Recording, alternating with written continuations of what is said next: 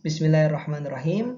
Yang saya hormati Bapak Dr. Umar Sidik, MAG, selaku dosen pengampu pada materi manajemen mutu di perkuliahan semester 1 MPI kelas A. Yang saya hormati teman-teman sekalian, Bismillahirrahmanirrahim. Assalamualaikum warahmatullahi wabarakatuh. Alhamdulillah teman-teman sekalian, kita masih dapat berjumpa dan diberikan kesehatan pada kesempatan kali ini untuk sama-sama belajar dan membahas tentang judul memperkirakan sumber daya implementasi TKM. Untuk materinya insya Allah kita akan bahas di slide berikutnya.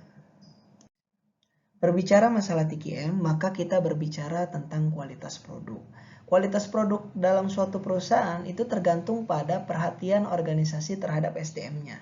Bisa kita ketahui di sini bahwa kualitas baik produk suatu organisasi tidak akan pernah tercapai tanpa peran sumber daya manusia yang berkualitas pula. Benar, bagaimana kualitas suatu produk itu dinilai baik ataupun tidak, itu semua tergantung bagaimana SDM yang berada dalam organisasi atau perusahaan tersebut.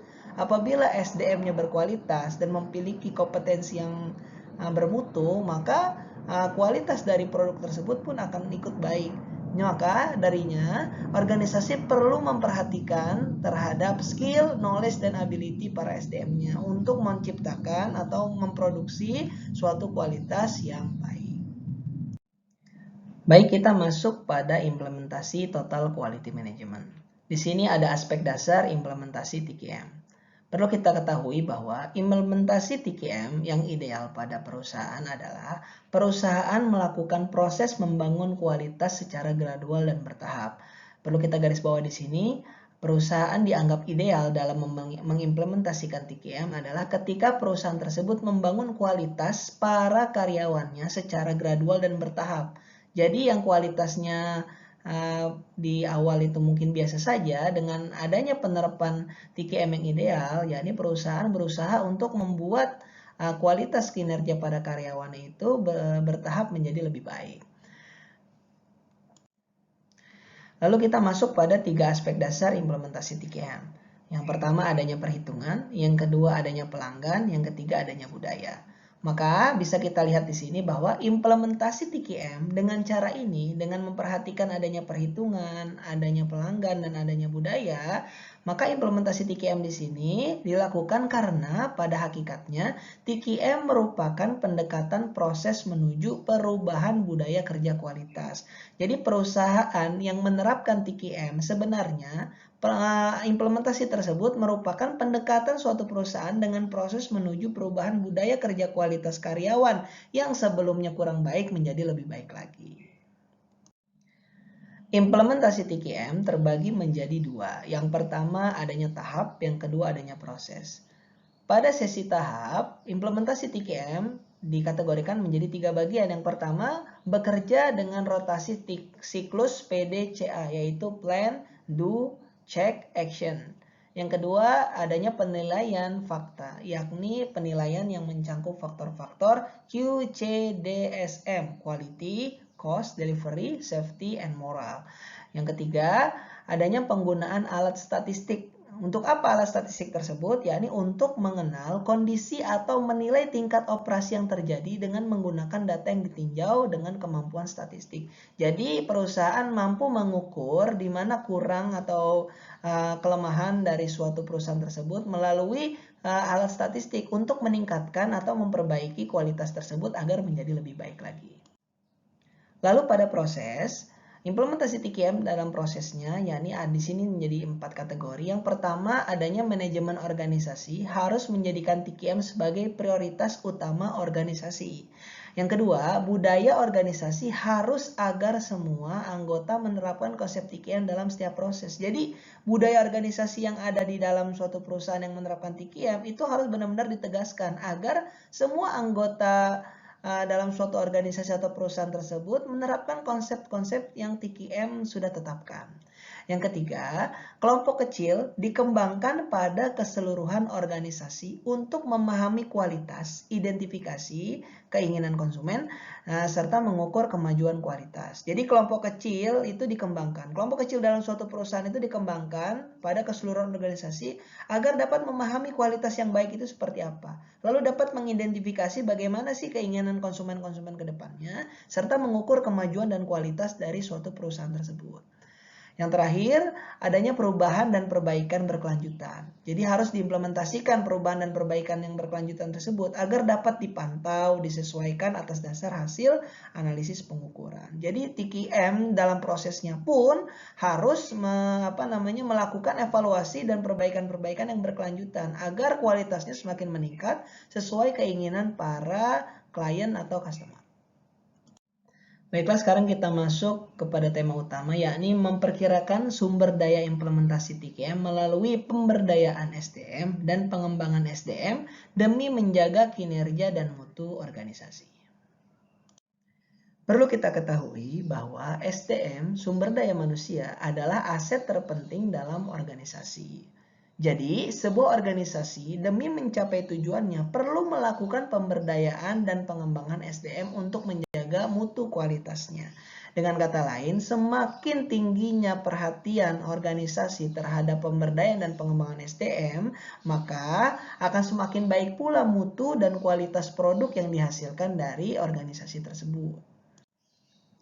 Lalu kita masuk pada definisi dari pemberdayaan SDM. Pemberdayaan SDM dapat diartikan sebagai pelibatan karyawan yang benar-benar berarti dalam mengikut sertakan para karyawan pada semua tingkatan organisasi dalam pembuatan keputusan dan pemecahan masalah. Jadi pemberdayaan SDM adalah mengikut sertakan karyawan dalam semua tingkatan untuk suatu organisasi dalam menentukan keputusan atau pemecahan masalah. Jadi semua lini itu memiliki sinergi satu sama lain.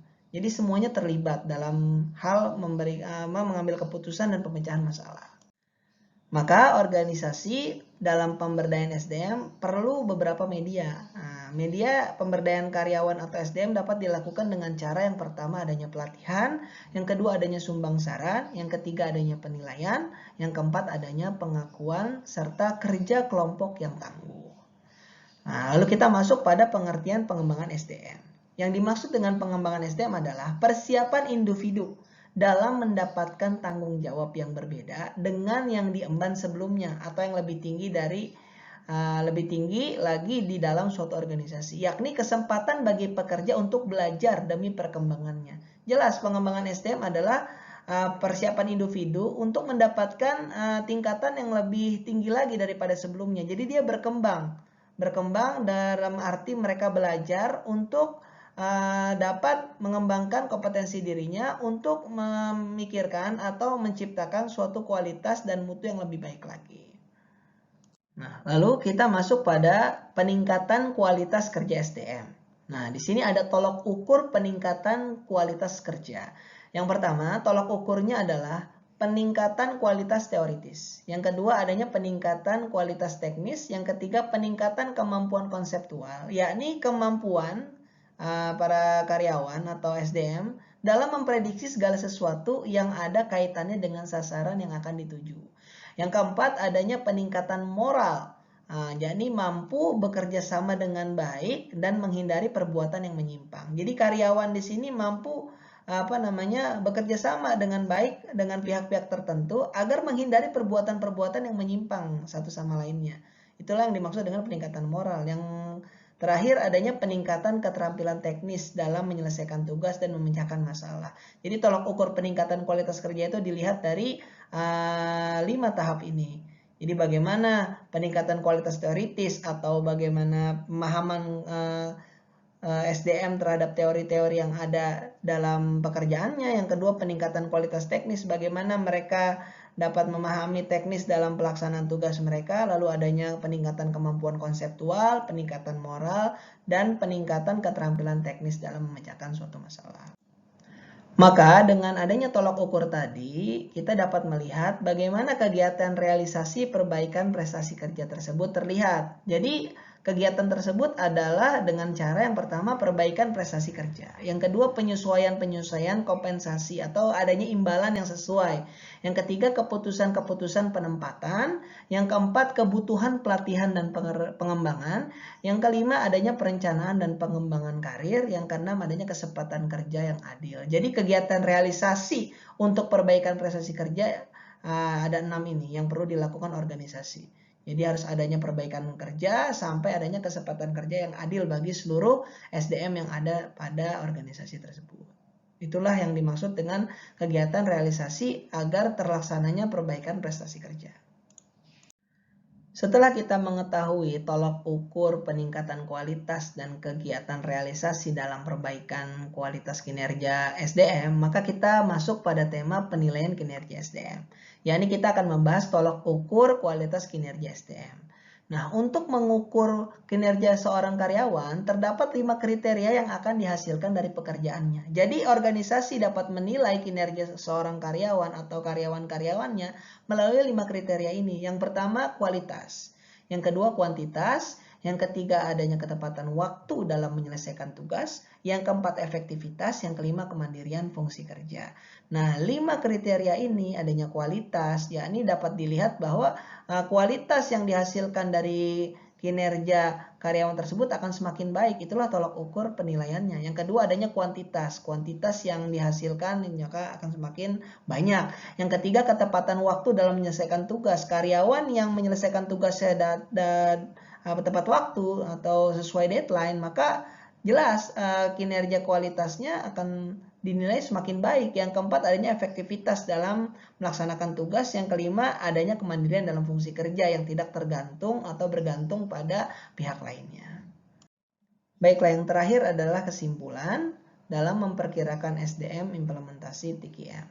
Jadi sumber daya manusia merupakan aset terpenting sebuah organisasi yang memiliki peran penting untuk tercapainya tujuan organisasi. Karenanya, organisasi wajib memiliki perhatian khusus terhadap skill, knowledge, dan ability SDM-nya demi menjaga kualitas dan mutu organisasi. Yang kedua, pemberdayaan dan pengembangan dan peningkatan sumber daya manusia merupakan hal yang digunakan untuk meningkatkan kualitas kinerja dan mutu suatu organisasi. Yang terakhir, dalam memperkirakan sumber daya implementasi total quality management, organisasi dapat meninjaunya melalui input SDM dengan melihat perkembangan, peningkatan kualitas SDM-nya sebagai sarana tolok ukur dalam menyeleksi tenaga kerja organisasi dengan tujuan menjaga mutu dan kualitas yang baik suatu organisasi. Jadi, memperkirakan SDM implementasi TKM melalui seleksi yang terjadi di dalam organisasi dalam meninjau input atau SDM-nya melalui perkembangan-perkembangan dan peningkatan kualitas SDM-nya. Jadi hal itu menjadi seleksi bagi suatu organisasi untuk memperkirakan SDM dalam pengimplementasian TKM terhadap organisasinya. Demikian presentasi yang dapat saya sampaikan terkait judul memperkirakan sumber daya implementasi TKM. Semoga bermanfaat adanya. Dan kurang lebihnya saya minta maaf, dan kritik sangat saya butuhkan agar dapat memperbaiki presentasi ataupun makalah yang saya berikan pada hari ini, agar menjadi lebih baik lagi ke depannya. Terima kasih, syukron, assalamualaikum warahmatullahi wabarakatuh.